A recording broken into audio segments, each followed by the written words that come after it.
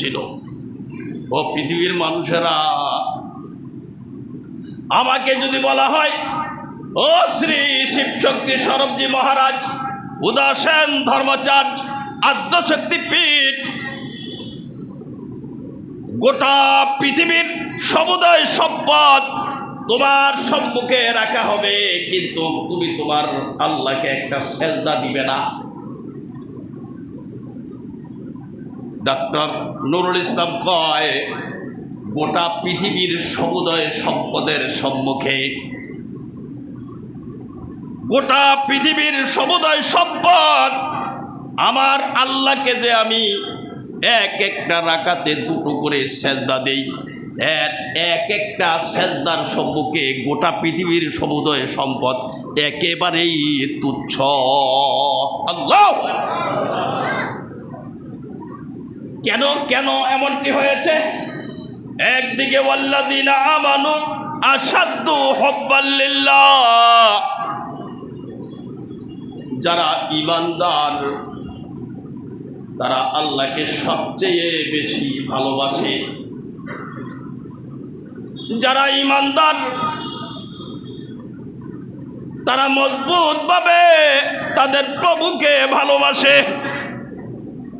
আর এই ঈমান অর্জন করার পিছনে তাদের গাড়ি ছাড়তে হয়েছে, বাড়ি ছাড়তে হয়েছে, নারী ছাড়তে হয়েছে, বউ বাচ্চা ছাড়তে হয়েছে, জন্মস্থান ছাড়তে হয়েছে, হিজরত করতে হয়েছে, যার কারণে তাদের একটা সেজদার সম্মুখে গোটা পৃথিবীর সমুদয় সম্পদ একেবারে তুচ্ছ। আর আমি 10 টাকার সম্মুখে বিক্রি হয়ে যাচ্ছি, 100 টাকার সম্মুখে বিক্রি হয়ে যাচ্ছি। তাদের ঈমানের পিছনে মেহনত ছিল, তাদের ঈমানের পিছনে ঘাম জড়ানো হয়েছিল, তাদের ঈমানের পিছনে রক্ত জড়ানো হয়েছিল। তাদের ঈমান অর্জন করতে যাইয়া হাড্ডির থেকে গোশত খসে খসে পড়েছে। তাদের ঈমান অর্জন করতে যাইয়া, তাদের ঈমান টিকিয়ে রাখতে যাইয়া লজ্জাস্থানের মধ্যে বর্ষা ঢুকিয়ে দিয়ে তাদেরকে শহীদ করা হয়েছে।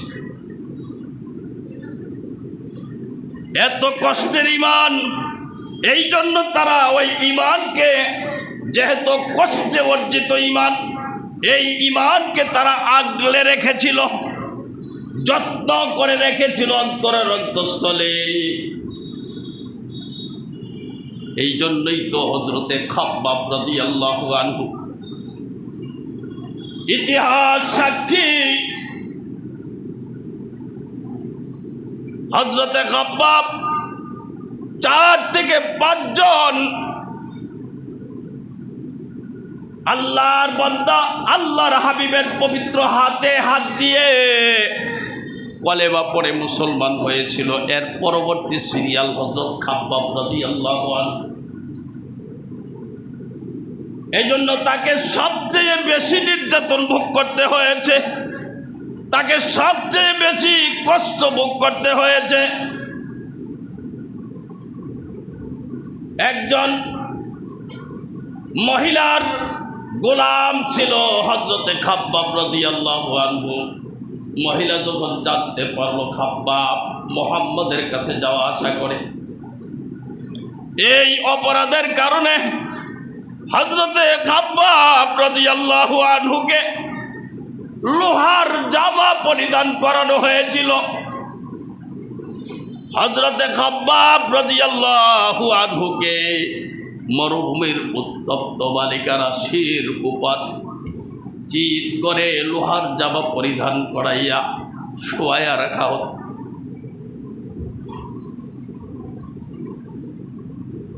শুধু তাই নয়, মহিলা যখন জানতে পারল হযরতে খাব্বাব মুহাম্মদের কাছে যাওয়া আসা করে, মুহাম্মদের কলেমা পড়ে ইসলামের সুশীতল ছায়ায় আশ্রয় গ্রহণ করে ফেলেছে, এই অপরাধে হযরত খাব্বাব রাদিয়াল্লাহু আনহু উত্তপ্ত বালুকা রাশির উপর চিৎ করে শোয়া টানা হেঁচড়া করা হতো। এতটা উত্তপ্ত ছিল মরুভূমির বালুগুলি চিৎ করে যখন প্রখর রৌদ্রের মুহূর্তে তাকে শোয়া রাখত, হযরতে ওমর ফারুক রাদিয়াল্লাহু আনহুর খেলাফতের আমলে হযরতে ওমরের মনে পড়ল হযরত খাব্বাব 4 থেকে 5 জন বা 5 থেকে 6 জন মুসলমান হওয়ার পরবর্তী সিরিয়াল খাব্বাবের, সে কতটা কষ্ট ভোগ করেছে, কতটা যাতনা ভোগ করেছে, একটু জিজ্ঞাসা করে দেখি। হযরতে ওমর প্রশ্ন করে, রে খাব্বাব, তুই তো প্রথম সারির মুসলমান, 5 থেকে 6 জন ইসলাম গ্রহণ করার পরক্ষণেই তোর সিরিয়াল, পরবর্তী সিরিয়াল তো তোর উপরে নির্যাতনের স্টিম রোলার চালানো হয়েছিল রে খাব্বাব। একটু কি বলবি, তোর মুখে তোর নির্যাতনের চিত্র আমাকে একটু শুনতে মন চাইছে। খাব্বাব রে, তুই কি শোনাইবি? হযরতে খাব্বাব মুখে কিছু বললেন না,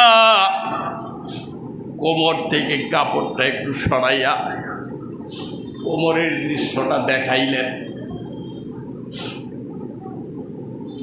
হযরতে ওমর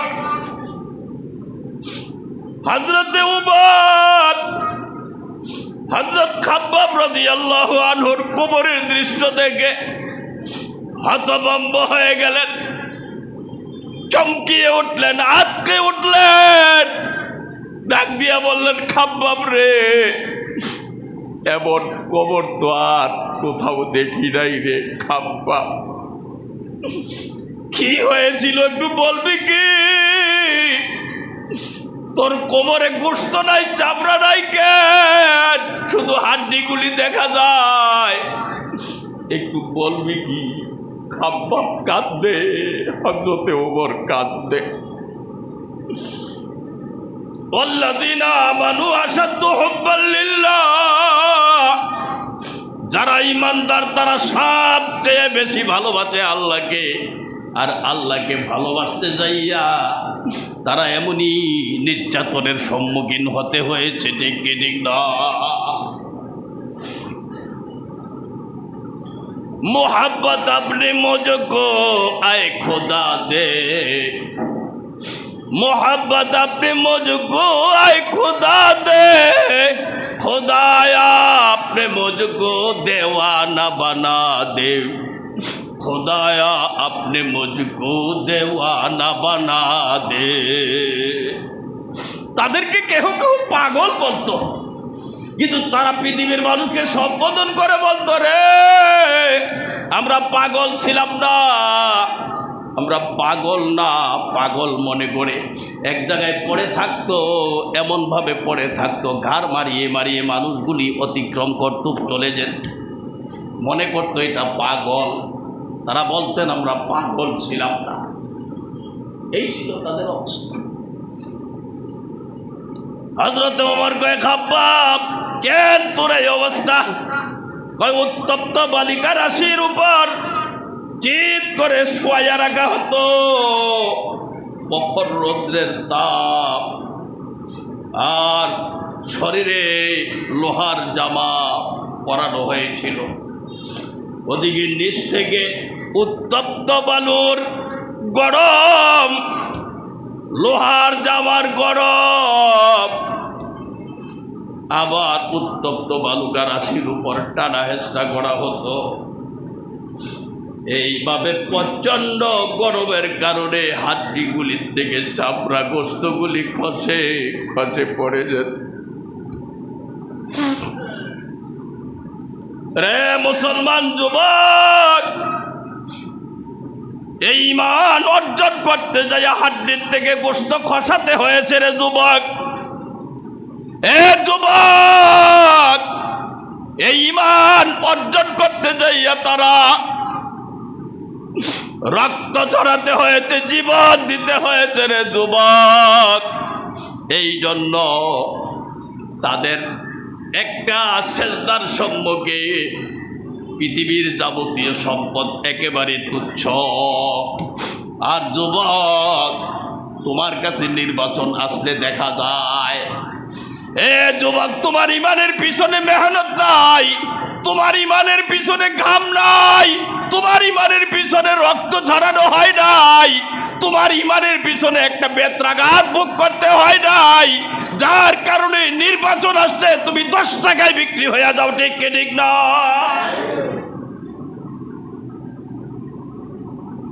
সাবধান, সাবধান। 10 টাকার বিনিময়ে ইমান বিক্রি করা যায় না, 100 টাকার বিনিময়ে ইমান বিক্রি করা যায় না। আসমান জমিনের মধ্যে যত সম্পদ, এই সম্পদের চাইতেও ইমানের দাম বেশি। কাবায় যাও হজ করতে, এই কাবার চাইতেও এই ইমানের দাম বেশি। ঠিক কি ঠিক না বলে?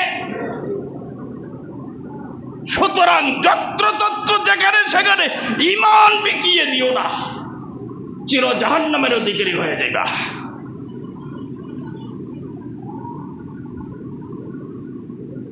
আল্লাহ আল্লাহ আল্লাহ আল্লাহ আল্লাহ।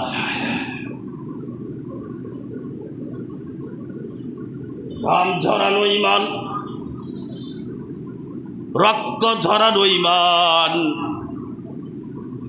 নির্যাতনের স্টিম রোলার ভোগ করা ইমান, এই ইমান কোশ্চেন কালো তারা ছেড়ে দেয় নাই, এই ইমান তারা বিক্রি করে ফেলে নাই। কত না খেয়ে তাদেরকে দিন কাটাতে হয়েছে। হযরতে আবু হুরায়রা রাদিয়াল্লাহু আনহু আল্লাহকে বিশ্বাস করেছিলেন, মুহাম্মদুর রাসূলুল্লাহ সাল্লাল্লাহু আলাইহি সাল্লামের প্রতি ঈমান এনেছিলেন, কলেমা পড়েছিলেন। চাচার সংসারে মা আর সন্তান থাকতো, বসবাস করত, বাবা ছিল না। যখন চাচায় জানতে পারে ভাতিজা আবু হুরায়রা আল্লাহকে বেছে নিয়েছে, দেব দেবীকে তুচ্ছ তাচ্ছিল্য করে, আমাদের পূজনীয় দেব দেবীগুলিকে চুন কালি দিয়ে গালিগালাজ করে, তুচ্ছ তাচ্ছিল্য করে মুহাম্মদের কলেমা পড়ে নিয়েছে। চাচা যখন জানতে পারল, চাচা আবু হুরায়রাকে ডাক দিয়ে বলে, রে আবু হুরায়রা, শুনেছি তুই নাকি মুহাম্মদের কাছে যাওয়া আসা করিস। হা করি। লুকোচুরি করলেও তো পারত। হ্যাঁ, এই টাকা পয়সা ব্যাংক ব্যালেন্সে লুকোচুরি করে রাখা যায়, ইমান এমন এক মহান দৌলত, লুকোচুরি করে রাখা যায় না। ঠিক কি ঠিক না?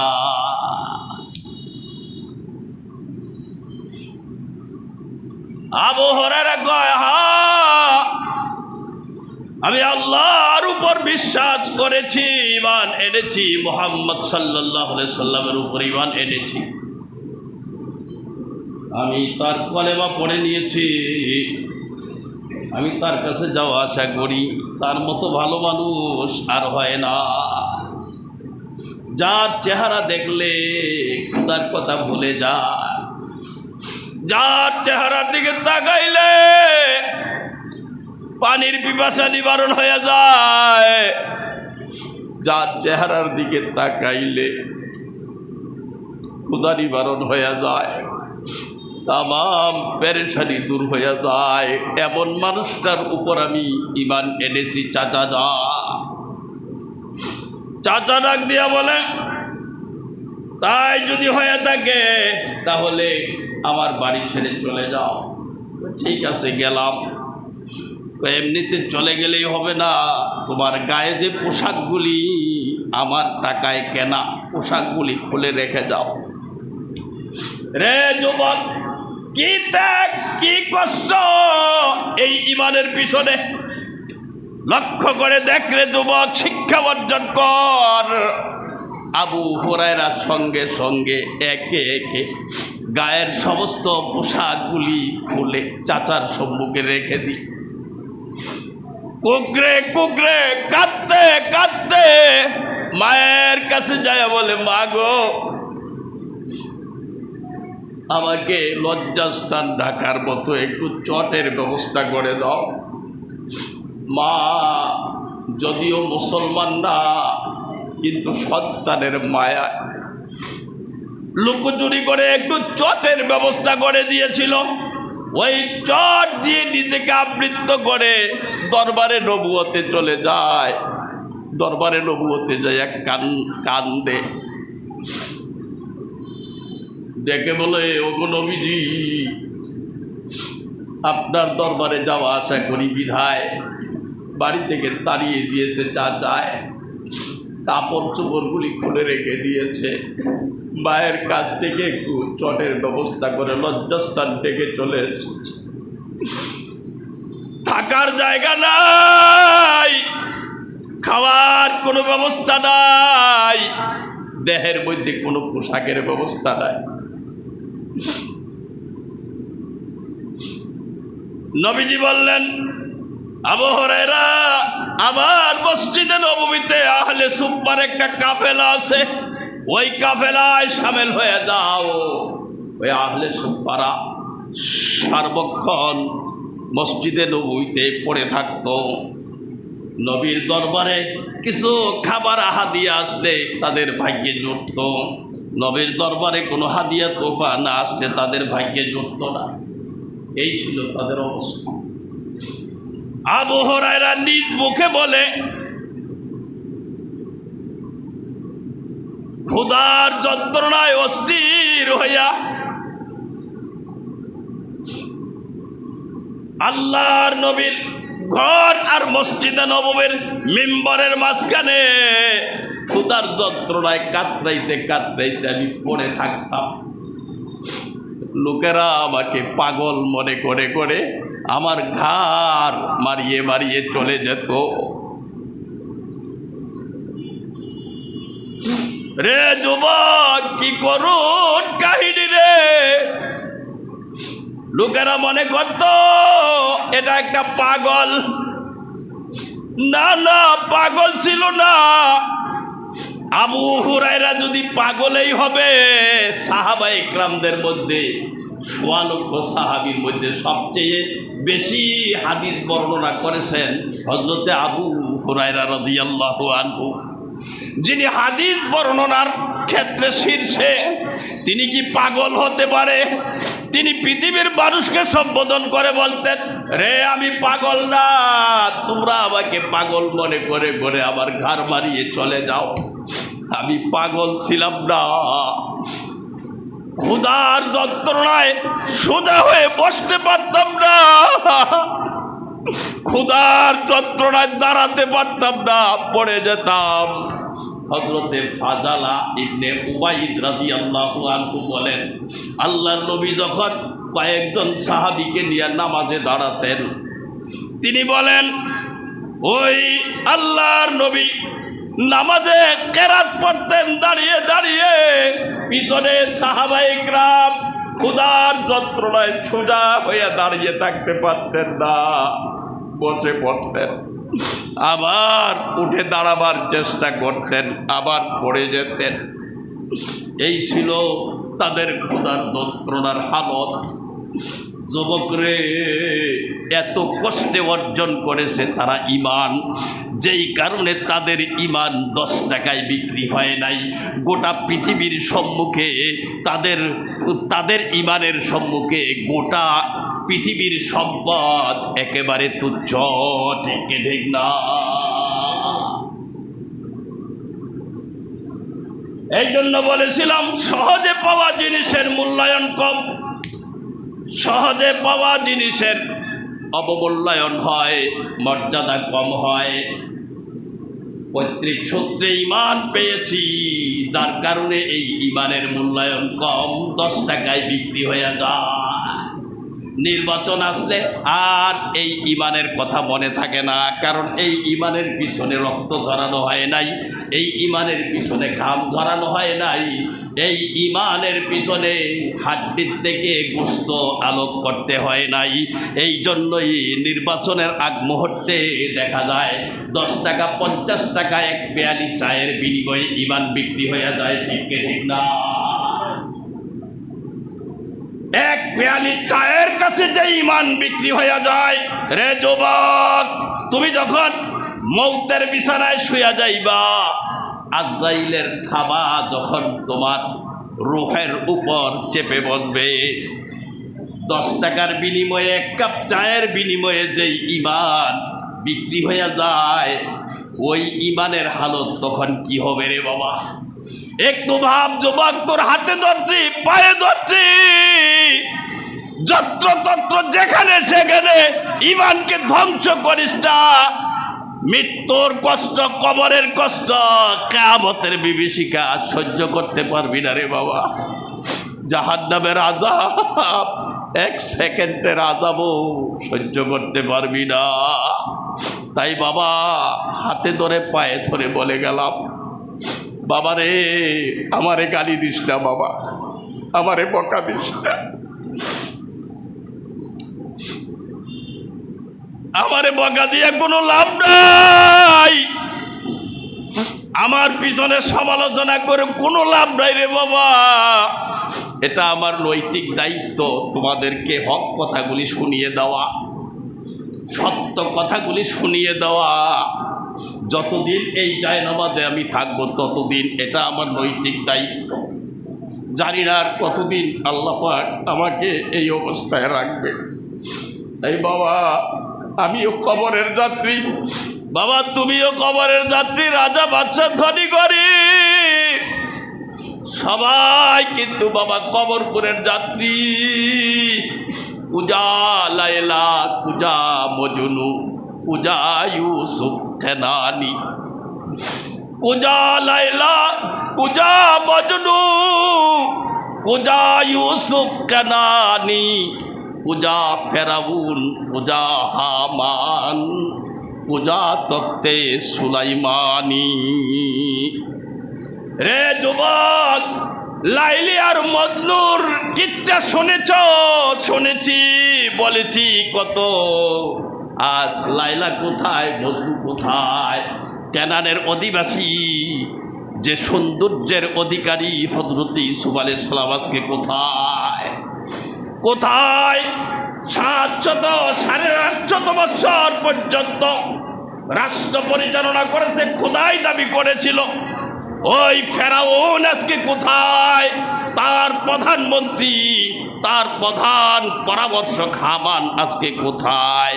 কোথায় আজকে হযরতে সুলাইমান আলাইহিস সালাম? বিবেকের কাছে প্রশ্ন করো। এত বড় সিংহাসনের অধিকারী ছিলেন হযরত সুলাইমান আলাইহিস সালাম, এত বড় পয়গম্বর ছিলেন, সৌন্দর্যের অধিকারী ছিলেন হযরত ইউসুফ আলাইহিস সালাম।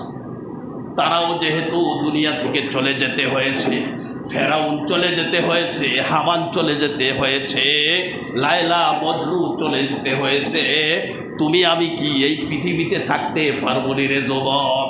না না, কোশ্চিন কালেও না, আজ হোক কাল হোক আমাকে চলে যেতেই হবে। এই জন্য বাবা, ফিরো ফিরো ফিরো, তোমাদেরকে যেই কোরআন সুন্নাহর রাস্তা দেখাই ওই রাস্তায় চলো। শয়তানের ধোকায় পড়িয়া ইমান আমলকে বরবাদ করিস না বাবা, তাহলে কিন্তু মৌতে আযাব, কবরে আযাব, কিয়ামতে আযাব, তারপর জাহান্নামের আযাব। আল্লাহ, তুমি আমাকে, আমাদের সবাইকে কাল কিয়ামতের ময়দানে গলাগুলি দিয়া আল্লাহ তোমার জান্নাতে প্রবেশ করার তৌফিক দিও। আল্লাহুম্মা আমিন।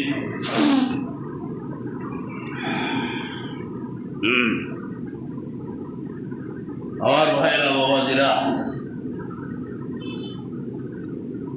যদি পকেটে কিছু থাকে দেওয়ার মতো আল্লাহর ঘর মসজিদের জন্য, যেহেতু 10 টাকার বিনিময়ে আমাদের ইমানকে আমরা বিকিয়ে দেব না,